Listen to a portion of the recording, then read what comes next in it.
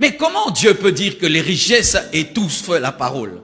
En soi, ce n'est pas les richesses. En soi, c'est l'amour des richesses. Il ne faut pas aimer les richesses, mais il faut utiliser les richesses. Il faut avoir besoin des richesses, mais il ne faut pas aimer les richesses. Lorsque tu aimes les richesses, tu seras incapable d'aimer Dieu sans les richesses. Mais si tu aimes Dieu, tu te serviras des richesses. Mais si tu aimes les richesses, tu abandonneras Dieu quand il n'y a pas la richesse. Alors que Dieu peut te faire passer par un désert pour éprouver ton cœur par rapport aux richesses. Et les gens qui aiment Dieu, que lorsque tout va bien, ne l'aiment pas. Les gens qui aiment Dieu sont des hommes 4x4 capables d'aimer Dieu dans les hauts et dans les bas. Devenez des chrétiens 4x4 capables d'aimer Dieu dans la richesse et dans la pauvreté, dans la maladie et dans la santé, dans l'élévation et dans le rejet. Ainsi, tu vas vaincre l'esprit matérialiste qui combat le monde actuel où les hommes sont attachés au bien de ce monde.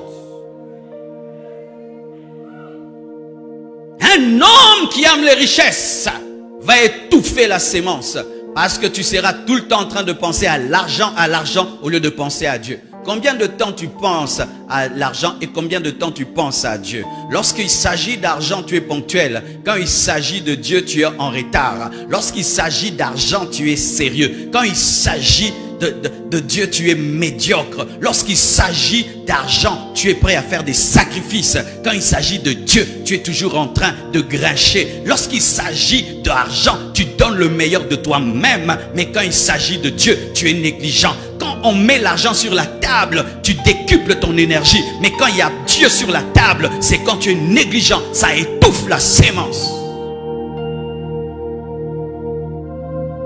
Isaac est une bonne chose, mais Dieu est plus qu'Isaac. Isaac, c'est la bénédiction, mais le Dieu qui bénit est plus important qu'Isaac. Mais si tu aimes Isaac plus que l'Éternel, tu seras un père sans fils. Même si tu es un fils, il va te ravir le fils qu'il t'a donné. Matérialistes. Les matérialistes étouffent la sémence parce que eux ne vivent que pour les choses qu'ils voient. Les voitures, les maisons, les voitures et les maisons. Et ce sont des idolâtres. Oui, un chrétien qui ne pense qu'aux maisons et aux voitures est un idolâtre. Un chrétien qui ne pense qu'à l'argent est un idolâtre. Il y a aussi les âmes à gagner. Il y a aussi les nations à conquérir. Il y a aussi l'adoration. Il y a aussi la prière. Il y a aussi le jeûne. Il y a aussi visiter les autres. Ça aussi, c'est la vie chrétienne. Mais si ta vie chrétienne ne tourne qu'autour des maisons et des voitures et de l'argent, tu es un idolâtre. Et ça va étouffer la sémence.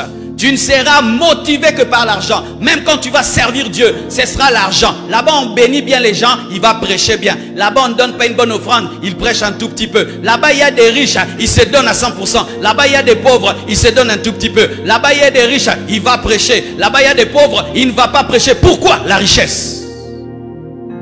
La richesse t'amènera à épouser une femme parce qu'elle est d'une famille riche alors que tu ne l'aimes pas. La richesse t'amènera à épouser un homme pour son argent sans l'aimer. La richesse, frères et sœurs, tu as besoin d'argent, mais tu ne dois pas aimer l'argent. Quiconque aime l'argent est un idolâtre, et les idolâtres n'hériteront pas le royaume des cieux. Ce ne sont pas seulement ceux qui se prosternent devant des statues qui sont des idolâtres. Toute personne qui adore l'argent et qui aime l'argent est un idolâtre. Et les cupides n'hériteront point le royaume des cieux. Si tu dilues tes principes spirituels face à l'argent, tu es un cupide et tu es un idolâtre. Si face à l'argent tu oublies la Bible, tu oublies les Écritures, tu es un idolâtre et tu n'hériteras pas le royaume des cieux. Dieu ne bénit jamais les hommes qui aiment quelque chose plus que lui. Même si tu amèneras cet argent dans son église, il n'a que faire de l'argent de l'idolâtrie. Il parle des soucis qui étouffent la sémence, les épines, soucis. Il y a les épines, richesse. Il y a aussi les épines, plaisir. Le plaisir, la sexualité. La sexualité. Quel est ton comportement face à la sexualité? As-tu une discipline sexuelle? Sais-tu te contenter de ta femme? Te contenter de ton mari? Sais-tu attendre le mariage pour connaître une femme? Arrives-tu à cela? des fiancés qui ont déjà des avortements, des fiancés qui couchent déjà ensemble et ils s'appellent des chrétiens. Le plaisir, l'amour du plaisir étouffe la sémence. Quelle est ta relation avec l'alcool? Quelle est ta relation avec la drogue? Quelle est ta relation avec la masturbation? Quelle est ta relation avec le plaisir? Domines-tu le besoin de plaisir que tout homme a, ou es-tu dominé par le plaisir? Cela étouffe la sémence. Tu peux recevoir toutes sortes de promesses d'une nouvelle saison, mais tant qu'il y a l'épine, plaisir, amour du plaisir de la vie, où tu t'amuses dans la vie, aucune discipline, aucune continence, aucune maîtrise de soi, rien de tout cela dans ta vie, mais tu dis que tu es chrétien, jamais Dieu ne te conduira dans une nouvelle saison. Parce que s'il te conduit dans une nouvelle saison, ton incontinence détruira tout. Si j'étais à côté de Dieu le jour qu'il bénissait Salomon, j'allais lui dire ne le fais pas. Si j'étais à côté de Dieu le jour qu'il donnait à Salomon gloire et succès, j'allais lui dire ne lui donne pas, c'est un incontinent. Tu vas le regretter, tu vas payer cela très cher.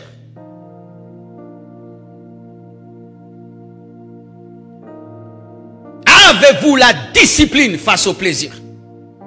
Le 3/4 de cette église, vous êtes des jeunes. Avez-vous la discipline, la continence? Tenez-vous vos corps à la croix?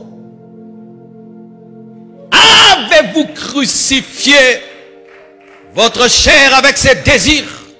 Ou votre chair fait n'importe quoi? Et vous attendez à des choses nouvelles venant de Dieu. Ça ne marche pas ainsi. La sémence est étouffée. Vous tous qui m'écoutez ce matin et qui êtes sous l'emprise des plaisirs et des désirs et des plaisirs, cette parole que vous entendez est étouffée. Vous devez défricher. Vous devez déraciner les épines. Sinon tout ce que vous recevrez de Dieu sera étouffé et ne parviendra jamais à la maturité. Quelle que soit la puissance de la sémence, quelle que soit la puissance de la parole, si la terre est mauvaise, si le cœur qui reçoit cette parole est mauvais et refuse d'enlever les épines, même si c'est la parole de Dieu, elle ne portera pas du fruit. Jésus prêchait, Judas entendait, il avait des épines, c'est un cupide. Il a fini comment? Il s'est suicidé. Mais il écoutait le grand Jésus. Le plus grand prédicateur au monde a été incapable de sauver Judas. Le plus grand prédicateur au monde a été incapable de transformer Judas. Pourquoi? Parce qu'il est cultivateur avec toi. Il ne peut pas te forcer à sortir de la cupidité. Tu dois collaborer pour en sortir.